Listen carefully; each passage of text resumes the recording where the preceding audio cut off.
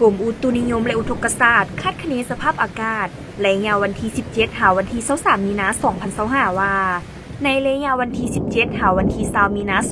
2025ความกดดันสูงของอากาศเย็นที่ประเทศจีนจะแผ่ลงมาปกคลุมอยู่ทั่วทุกภาคของประเทศลาวด้วยกำลังปานกลางหาแห้ง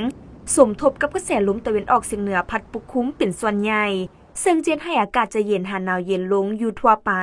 และจะมีฝนตกฟ้าห้องฟ้าเหลื่อมในรับคอยหาปานกลางเพราะมีลมพัดแรงอยู่บางท้องถิ่นในแต่ละภาคจากนั้นวันที่21หาวันที่23มีนา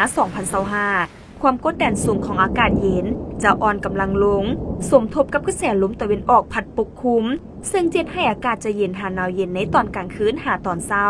โดยเฉพาะอยู่แขวงภาคเหนือแขวงไชยสมบูรณ์และเขตภูเพียงบริเวณส่วนตอนบ่ายอากาศจะร้อนพร้อมจะมีฝนตกฟ้าห้องฟ้าเหลื่อมในรับคอยและจะมีลมพัดแรงอยู่บางท้องถิ่นในแต่ละภาคตื่นอีกภาคเหนือด้านตะวันออกในระยะวันที่17หาวันที่23มีนา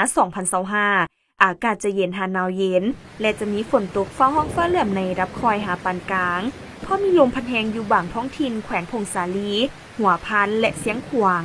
อุณหภูมิต่ำสุด7-13องศาและสูงสุด15-17องศาภาคเหนือด้านตะวันตกในระยะวันที่17หาวันที่20มีนา2025อากาศจะเย็นและจะมีฝนตกฟ้าห้องฟ้าเหลื่อมในรับคอยเพราะมีลมพัดแรงอยู่บางท้องถิ่นจากนั้นวันที่21หาวันที่23มีนา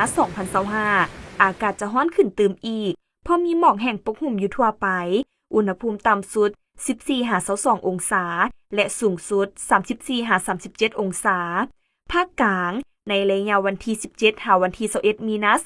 2025อากาศเย็นพร้อมจะมีฝนตกฟ้าห้องฟ้าเหลื่อมในรับคอยและจะมีลมพัดแรงอยู่บางท้องถิ่นจากนั้นวันที่22หาวันที่23มีนา2025อากาศจะร้อนขึ้นเพราะมีหมอกแห้งปกคลุมอยู่ทั่วไปอุณหภูมิต่ำสุด13-21องศาและสูงสุด24-37องศาสำหรับแขวงไชยสมบูรณ์อากาศจะเย็นหาหนาวเย็นและจะมีฝนตกฟ้าห้องฟ้าเหลื่อมในรับคอยพร้อมจะมีลมพัดแรงอยู่บางบริเวณอุณหภูมิต่ำสุด14-16องศาและสูงสุด29-31องศาภาคใต้ในระยะวันที่17หาวันที่23มีนา2025อากาศจะเย็นในตอนเช้าส่วนตอนบ่ายอากาศจะร้อนหาร้อนเอาเพราะมีหมอกแห้งปกคลุมอยู่ทั่วไปและจะมีฝนตกฟ้าห้องฟ้าเหลื่อมในรับคอยเพราะมีลมพัดแรงอยู่บางท้องถิ่นอุณหภูมิต่ำสุด18-23องศาและสูงสุด32-36องศาสำหรับเขตภูเพียงบริเวณอากาศจะเย็นหาหนาวเย็นในตอนเช้าและจะมีฝนตกฟ้าห้องฟ้าเหลื่อมในรับคอยเพราะมีลมพัดแรงเป็นบางโอกาสอุณหภูมิต่ำสุด13-17องศาและสูงสุด23-28องศาส่วนนครหลวงเวียงจันทน์ในวันที่17หาวันที่23มีนา2025อากาศจะเย็นในตอนกลางคืนหาตอนเช้าส่วนตอนบ่ายอากาศจะร้อนหาร้อนเอาเพราะมีหมอกแห้งปกคลุมอยู่ทั่วไปและจะมีฝนตกฟ้าห้องฟ้าเหลื่อมในรับคอยเพราะมีลมพัดแรงเป็นบางโอกาสอุณหภูมิในระหว่าง20-24องศาและสูงสุด34-37องศาเนื่องจากว่าในระยะวันที่17หาวันที่21มีนา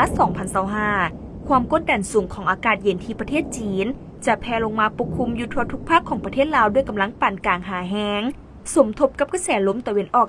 เฉียงเหนือพัดปกคลุมซึ่งเจนให้อากาศจะเย็นหาหนาวเย็นลงและจะมีฝนตกฟ้าห้องฟ้าเหลื่อมฟ้าผ่าหมั่งเห็บตกเพราะมีลมพัดแรงอยู่บางท้องถิ่นในแต่ละภาคดังนั้นจึงแจ้งเตือนถึงประชาชนบรรดาเผ่า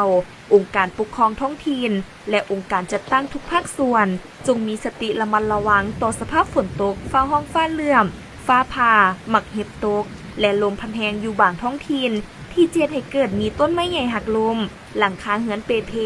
ขอให้ติดตามข่าวพยากรณ์อากาศจากกรมอุตุนิยมและอุทกศาสตร์อย่างต่อเนื่อง